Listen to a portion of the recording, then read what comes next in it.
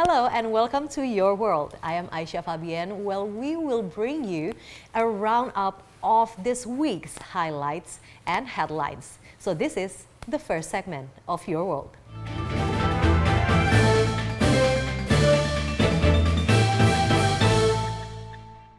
And we begin our first segment of Your World, where Indonesia engaged in a constructive dialogue with the UN Committee on the Rights of Child in Geneva, Switzerland on May 14 to 15, 2025. Meanwhile, Israeli military announced significant ground incursion into multiple areas of the Gaza Strip on Sunday. Now let's take a closer look.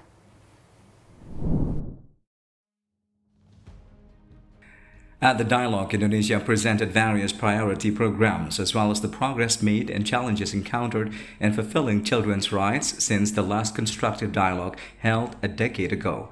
The committee explored several recent developments concerning child-related issues in Indonesia, including children's participation in policy making and rights of children in indigenous communities. From Gaza Strip, Israel Defense Forces confirmed ground forces began extensive operations in both northern and southern Gaza. As part of a broader offensive it has termed Gideon's Chariots, this marks a new phase in Israel's 20-month-long war against Hamas and other factions. Meanwhile, more than 10 massacres committed by the Israeli occupation forces in the Gaza Strip, concentrated in Khan Yunis, Deir al-Balah, al-Zayrat east of Gaza City, and Jabalia. As a result of these raids that targeted homes, tents, and groups of civilians, entire families were erased from the Palestinian Civil Register. More than 150 martyrs are in a preliminary toll as bodies of martyrs are still under the rubble. Still from Gaza, Israeli Prime Minister Benjamin Netanyahu announced a decision to lift blockade on Gaza to allow entry of limited aid as international criticism mounts over the severe humanitarian crisis in the enclave. In a statement, Netanyahu's office said Israel will allow the entry of basic quantity of food for the Gaza population to prevent a hunger crisis. Meanwhile, remaining functional hospitals in the Gaza Strip are facing severe shortages of medical resources following continuous Israeli strikes. Israeli airstrikes killed at least 100 Palestinians across the Gaza Strip overnight. Local health authorities said on Sunday as mediators hosted a new round of ceasefire talks between Israel and Hamas. Israeli forces have targeted multiple hospitals in Gaza, including the Indonesian hospital, in a relentless campaign that has crippled medical facilities across the region. In their latest assault, Israeli drones struck the Indonesian hospital in northern Gaza, while ground forces launched attacks in both the northern and southern parts of the territory. The Indonesian hospital was a critical health care provider in northern Gaza, especially after Israeli airstrikes last year compelled Kamal Adwan and Beit Hanun hospitals to halt services. From Taiwan, U.S. intelligence shows China has ordered its military to be ready by 2027 for so-called reunification with Taiwan. Beijing has been modernizing its military at breakneck speed, but is also being accused of using old cargo ships to sabotage underwater communication links around the self-ruled island. From Australia, major flood warnings are in place for towns in the New South Wales, Hunter, and mid-north coast regions after heavy rain over the past 24 hours. A major flood warning has been issued for the Hastings rivers at Kindy, Wachape, and Settlement Point. A minor to moderate warning is in place for the Manning and Gloucester rivers at Gloucester, Wyham, Taree, and Crocky, while a moderate to major warning is current for the Patterson and Williams rivers at Dungog and Meldam Falls. The rain has been falling across two regions which are already saturated. From Japan, summer-like heat gripped eastern and western Japan due to sunny conditions brought by a high-pressure system and warm air flowing in. Scorching temperatures are set to continue at least through Wednesday.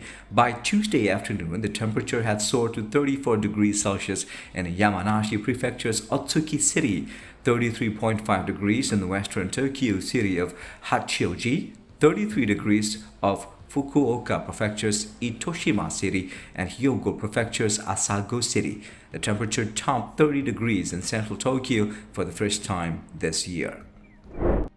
From China, an American businessman wasted no time boarding a flight to visit Chinese partners the moment news broke of reciprocal tariff reductions between China and the US, seizing on the opportunity to negotiate new purchases.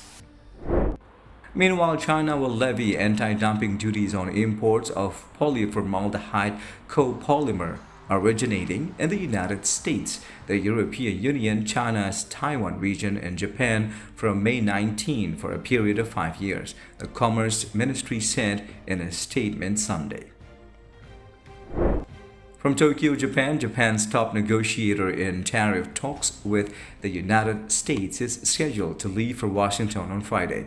Economic Revitalization Minister Akazawa Ryoesi is expected to engage in a third round of ministerial discussions the following day. Akazawa is expected to ask the U.S. again to review levies imposed on Japanese autos and other products.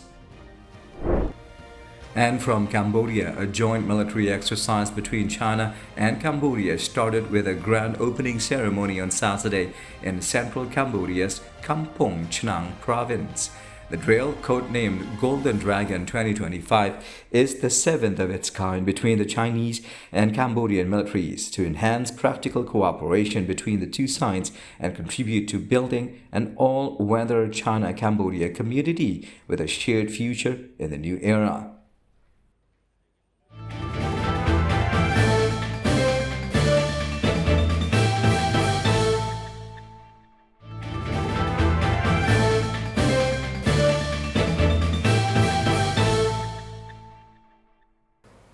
On our second segment, President Prabowo met with high-ranking Thai officials during his official visit, aiming to strengthen Indonesia-Thailand relations. Meanwhile, from India, External Affairs Minister Dr. S. Jaishankar interacted with Netherlands Defense Minister Ruben Brekelmans and exchanged views on respective security perspectives and challenges. President Prabowo Subianto undertakes an official state visit to Thailand on Monday to strengthen bilateral ties. Deputy for Protocol, Press and Media at the Presidential Secretariat Office, Yusuf Purmana, stated that the main agenda of the visit includes a meeting with Thai King Maha Vajiralongkorn at the Amphoe Palace and the Thai Prime Minister Paetongtarn Shinawatra. During the visit, President Prabowo also participated in the bilateral meeting to discuss strengthening cooperation in various sectors. Meanwhile, Dr. Jaishankar is on a visit to 3 European nations, embarking the first at the Netherlands. Both the countries exchange views on respective security perspectives and challenges. The minister also spoke out about the benefits of forging a bilateral defense partnership. While meeting with his Netherlands counterpart, Caspar Veldkamp, Dr. Jaishankar appreciated Netherlands' strong condemnation on Pahalgam attack and support zero tolerance against terrorism. Both the leaders had wide-ranging discussion on deepening bilateral partnership and engagement with the EU. Still from India, an Indian delegation led by Piyush Goyal in the US for talks over the trade deal. India and the United States are intensifying discussion and finalize scaled-down version of their bilateral trade agreement. From Fiji, Foreign Affairs Minister Penny Wong has reaffirmed the government's commitment to climate action as she tours the Pacific region in her first solo overseas trip since Labour's re-election.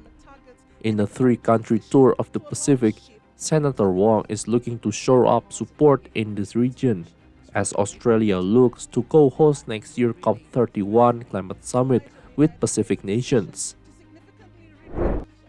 Meanwhile, Anthony Albanese reassured Ukraine's President Volodymyr Zelensky that a fleet of retired Abrams tanks are on their way to help repel Russia's invasion. As the Prime Minister reaffirmed support for Ukraine, he responded cautiously to a push from the European Union to deepen defense cooperation. The talks took place in the sidelines of Pope Leo's inauguration Mass, which drew dozens of leaders from around the world. From China, Chinese Foreign Minister Wang Yi held talks with his Danish counterpart Lars Løkke Rasmussen in Beijing on Monday to discuss relations between their two countries. Wang said that the past 75 years since China and Denmark established diplomatic relations, the two countries have always respected each other and treated each other as equals, developed a comprehensive strategic partnership, and fostered high-level mutually beneficial cooperation led by the green development.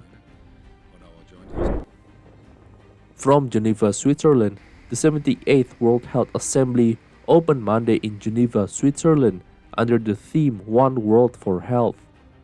Addressing the opening ceremony, World Health Organization Director General Tedros Adhanom Ghebreyesus said unprecedented challenges are facing global public health, calling on countries to strengthen cooperation and drive reforms in healthcare systems worldwide.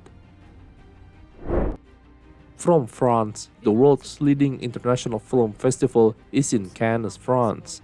On the sidelines of the festival, the search for the talent and promotion of cinema development in the countries of the Francophone bloc, of which Vietnam is a member, got underway. In the French World Cinema Support Program was launched in Vietnam in 2012 and helped young, talented filmmakers create around 10 films. In 2017, Vietnamese Cinema and the French National Center of Cinema signed a Memorandum of Understanding for development support. Meanwhile, as a part of the central government, Amrit Bharat Yojana, Prime Minister Narendra Modi will inaugurate over 100 redeveloped railway stations across India via video conferencing on May 22nd, marking a major milestone in the country's infrastructure push during the Amrit Kaal. Among the stations to be inaugurated are 5 from the Chhattisgarh, Ambikapur, Dongargang, Banupatapur, Bhilai 3, and Uruka near Raipur. From Vietnam, Ho Chi Minh City is taking a bold step in its fight against air pollution and climate change. The city plans to convert 400,000 gasoline-powered ride-hailing vehicles to electric vehicles, a move that will drain significant public attention. A comprehensive roadmap will be finalized by June, with implementation details following in July.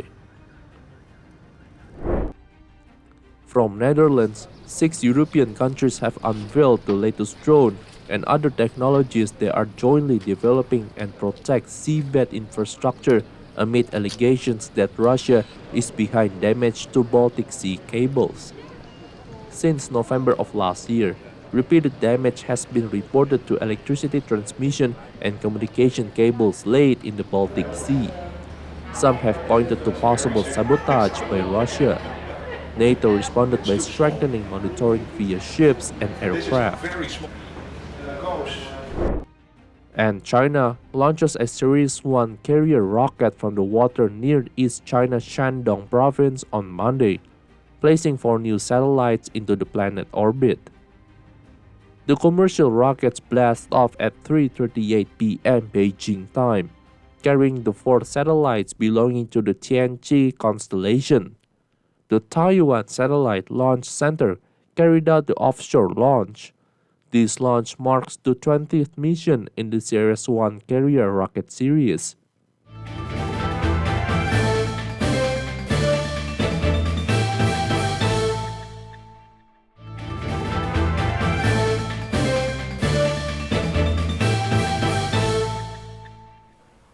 On our last segment, a new museum dedicated to Protectorate of Western Regions of Western Han Dynasty opens in Luntai County, Xinjiang, China.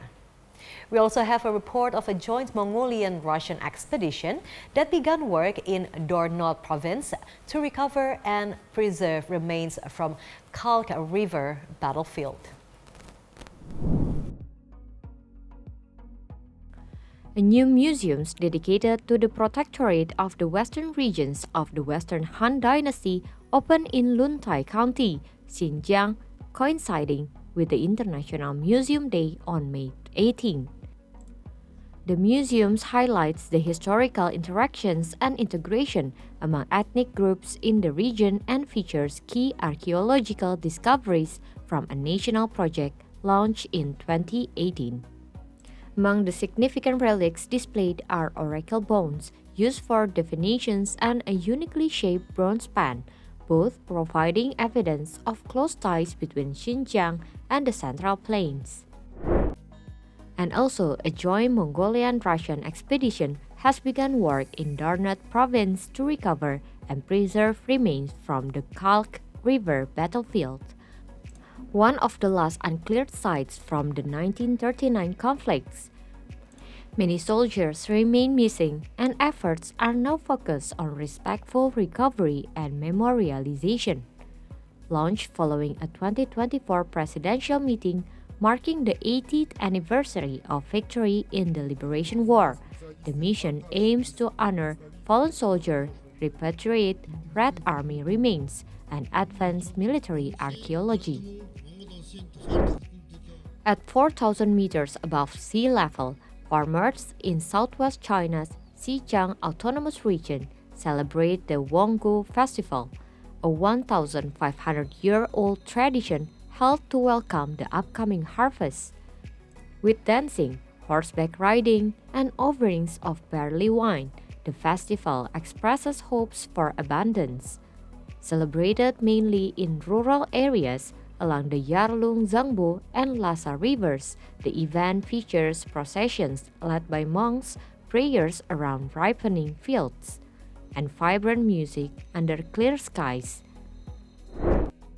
To commemorate International Museum Day on May 18, the Jakarta Maritime Museum is holding a photo exhibition titled The Spinning Wheels on the Coast as part of the AMLIT project Museum for Local Economic Development and Social Changes. In collaboration with partners like the Indonesian Hidden Heritage Creative Hub and the Palembang City Museum, the initiative trains local communities to create craft inspired by museum collections, such as coastal batik and shell handicraft. Supported by the Ministry of Culture, the project aims to make museums active contributors to sustainable community development beyond just preserving history.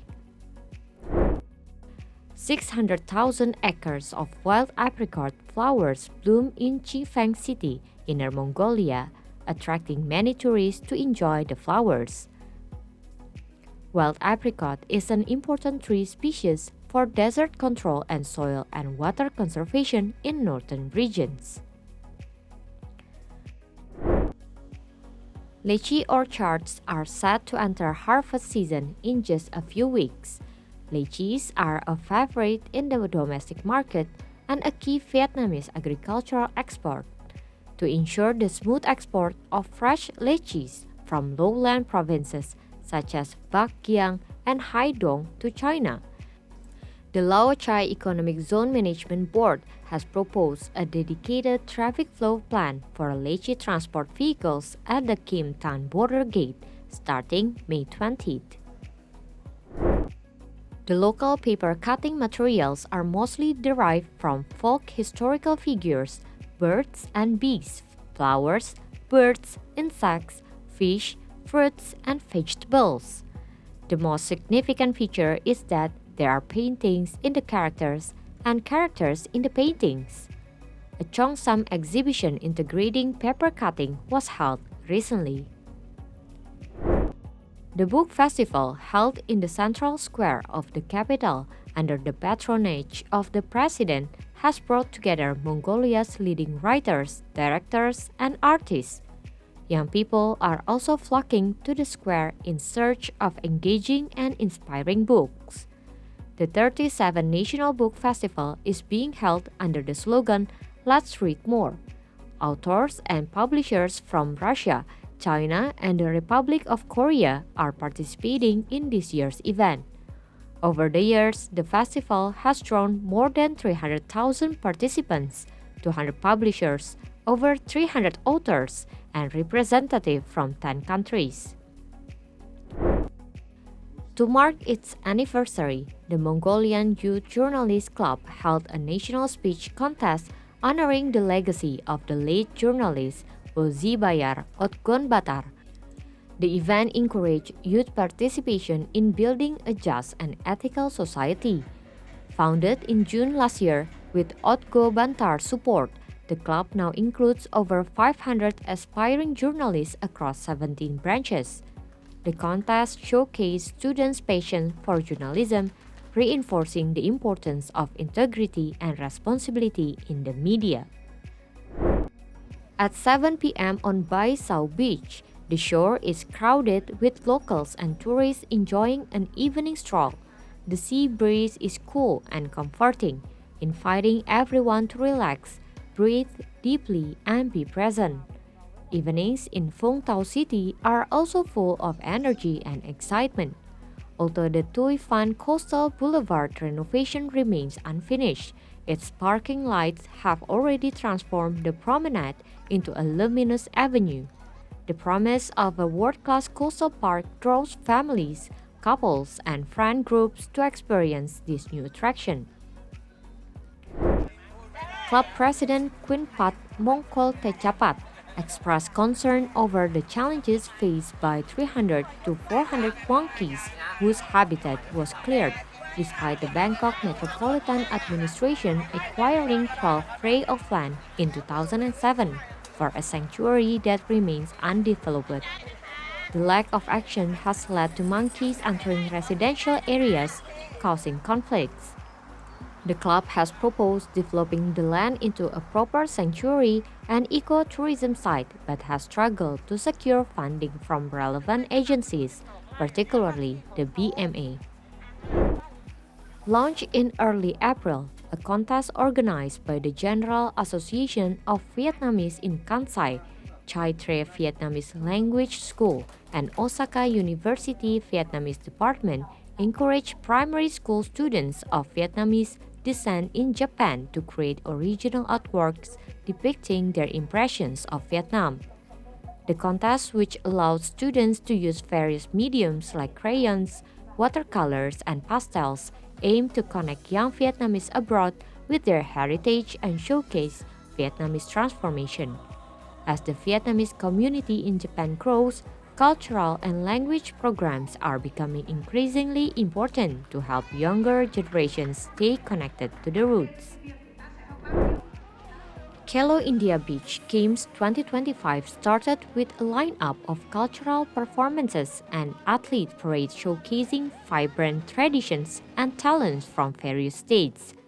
Sports Minister of India Mansukh Mandavia and various sports dignitaries attended the opening ceremony of the event. Beach Games will observe athletes competing for medals across 6 sports, such as beach soccer, pencaksilat, and open water swimming. The tournament will run from 19 to 24th of May. Indonesian Embassy in Tokyo hosted a rehearsal at the Indonesian Hall featuring 8 Indonesian martial art clubs, including the Japan Pencaksilat Association. Muhammad Al-Aula from the embassy encouraged Japanese citizens to join and emphasize respect for local regulations. The event, led by Pencaksilat veteran Susilo Sudarmaji, received support from Ani Nigariawati and Kyoko Soda, president of the Japan Pencaksilat Association. The goal is to increase Pencaksilat's recognition in Japan and establish collaborations.